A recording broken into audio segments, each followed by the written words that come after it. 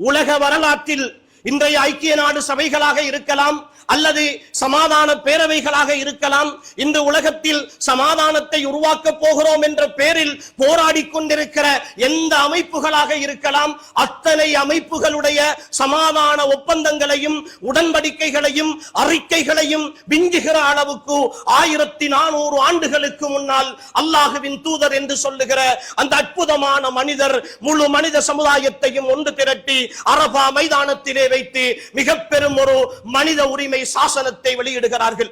அந்த உரிமை சாசனத்தில் அல்லாஹ்வின் தூதர் ஸல்லல்லாஹு அலைஹி வஸல்லம் மறுமை வரைக்கும் இந்த உலகத்திற்கு தேவையான, இந்த உலகத்தின் அமைதிக்கு தேவையான, இந்த உலகத்தின் சந்தோஷத்திற்கு தேவையான, உலகில் வாழுகிற மக்களுடைய சமாதானத்திற்கும் நிம்மதிக்கும் தேவையான அத்தனை அம்சங்களையும் ரத்தின சுருக்கமாக சொல்கிறார்கள் ஸல்லல்லாஹு அலைஹி வஸல்லம்.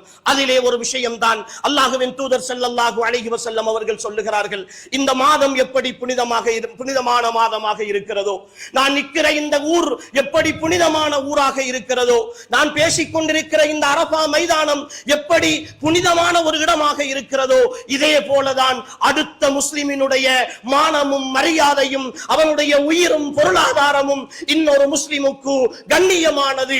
அதை போக்காட்டுவது எப்படி ஒரு முஃமினுடைய உயிரை எடுக்க முடியாதோ, எப்படி ஒரு முஃமினுடைய பொருளாதாரத்தை கொள்ளையடிக்க முடியாதோ, அதே போலதான் அடுத்தவனுடைய மானத்தையும் மரியாதையையும் குறைக்கிற, அவனுடைய சுய கௌரவத்தில் கை வைத்து விளையாடுகிற, அவனை தலை குனிய வைக்கிற, அவனுடைய சொந்த உணர்வுகளை புண்படுத்துகிற, அவன் செய்துவிட்ட தவறுகளை வெளிப்படுத்தி கேவலப்படுத்துகிற சமூகத்தில் இவனை நான் வெளிக்காட்ட விடமாட்டேன், தலை நிமிர விடமாட்டேன் என்று கங்கணம் கட்டிக்கொண்டு செயற்படுகிற இந்த விஷயம் ஹராமானது, தடுக்கப்பட்டது. ஒரு முஃமினுடைய வாழ்க்கையில் இன்னொரு முஃமினுக்கு செய்யக்கூடாத மிக பெரும் பாவம் என்று அல்லாஹ்வின் தூதர் ஸல்லல்லாஹு அலைஹி வஸல்லம் அவர்கள் அந்த மனித உரிமை சாசனத்தில் மிக தெளிவாக சொல்லுகிறார்கள். அன்புக்குரிய சகோதரர்களே, தெளிவாக புரிந்து கொள்ளுங்கள், தெளிவாக புரிந்து கொள்ளுங்கள். இன்னொரு முஃமின் அவன் என்ன செய்தாலும், என்ன தவறு செய்தாலும், என்னதான் குற்றம் செய்தாலும், அவனை நான் அடித்து கொலை செய்வது, குத்தி கொலை செய்வது, அவனை சுட்டு கொலை செய்வது எப்படி என் மீது பெரும் குற்றமாக கருதப்படுகிறதோ, இன்னும் ஒருவனுடைய பொருளாதாரத்தை அவன் உயிரோடு இருக்கிற பொழுதோ மரணித்ததற்கு பிறகோ நான் கொள்ளையடிப்பதையும் ஹராமாக எடுத்துக் கொள்வதையும் அடந்தேறி பறித்துக் கொள்வதையும் எப்படி இந்த சமுதாயமும் மார்க்கமும் ஹராம் என்று சொல்லுகிறதோ, அதே போலதான் இன்னும் ஒரு மனிதனுடைய மானத்தையும் மரியாதையையும் நான் ஏதோ ஒரு வடிவத்தில், அது சமூக வலைத்தளத்தில் எழுதித்தான் போக்காட்ட வேண்டும் என்றல்ல, ஒரு சந்தையில் நின்று கொண்டு, ஒரு கடையிலே நின்று கொண்டு, ஒரு பசாரிலே நின்று கொண்டு, அல்லது இன்னொரு வீட்டிலே இருந்து கொண்டு அடுத்தவனுடைய மானத்தையும் மரியாதையையும் போக்காட்டுகிற விதத்தில் நான் இன்னொருவரிடத்தில் பேசுவேனாக இருந்தால், எப்படி இன்னொரு முஃமினை நான் கொலை செய்கிறேனோ, எப்படி இன்னொரு முஃமினுடைய பொருளாதாரத்தை கொள்ளையடிக்கிறேனோ, அதே போன்ற ஒரு பெரும் பாவத்தை தான் நான் செய்து கொண்டிருக்கிறேன் என்பதை ஒவ்வொரு முஃமினும் முதலாவதாக அன்புக்குரிய சகோதரர்களே நாம் புரிந்து கொள்ள கடமைப்பட்டிருக்கிறோம். மிக சர்வ சாதாரணமாக செய்து கொண்டிருக்கிறோம். எந்த ஒரு ஆதாரமும் கிடையாது.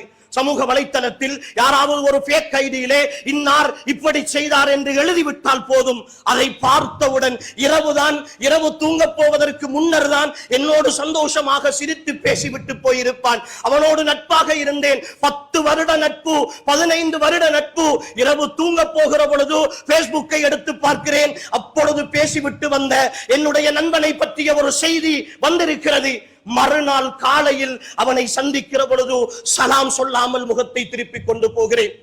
குர்ஆனையும் ஹதீஸையும் நம்புவதை விட இன்றைய சமுதாயம் சமூக வலைத்தளத்தின் செய்திகளை ஈமான் கொள்கிற அளவுக்கு அன்புக்குரியவர்களே சமூக வலைத்தளத்தின் பாதிப்பு உள்ளங்களில் ஊறிப்போயிருக்கிறது. உள்ளங்களில் அப்படியே ஊறிப்போயிருக்கிறது. 10 வருடம் பழகியவன், அவனிடத்தில் ஒரு வார்த்தை கேட்போமே, இது உண்மையாக இருக்குமா, பொய்யாக இருக்குமா, அவனிடத்தில் ஏதாவது நியாயங்கள் இருக்குமே, சரி அவன் அப்படி செய்திருந்தால் தான் அவனும் மனிதன் தானே, அந்த மனிதனை திருத்தி எடுப்பது தானே இன்னொரு முஃமினுடைய கடமை, அதை நான் செய்வேனே, ஒரு நண்பனாக அவனுக்கு நான் செய்ய வேண்டிய கடமை அதுதானே என்கிற எந்த ஒரு உணர்வும் இல்லாமல் மறுநாள் காலையில் அவனை கண்டாலே அடுத்த வீதியால் போகிற அளவுக்கு, முகத்தை திருப்பிக் கொண்டு போகிற அளவுக்கு அவனை பார்த்து வெறுப்பான வார்த்தைகளை உமிழ்கிற அளவுக்கு, அவனை பார்த்து குத்து வார்த்தைகள் பேசுகிற அளவுக்கு ஒரே இரவில் மனோநிலைகள் மாறி போகிறது என்றால், அன்புக்குரிய சகோதரர்களே, இந்த ஈமானிய சகோதரத்துவத்தின் பெருமானம் என்ன?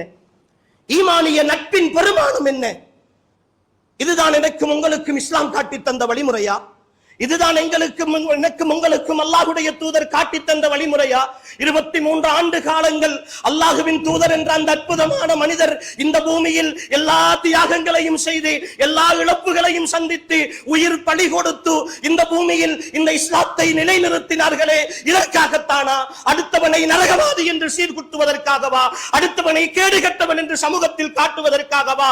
நீ நரகவாதி, நீ இனி கூடாது, இந்த சமூகத்திற்கு வரக்கூடாது என்று அடுத்தவனை ஒதுக்கி விடுவதற்காகத்தான் இந்த மார்க்கத்தில் அல்லாஹ்வின் தூதர் வழிகாட்டினார்களா?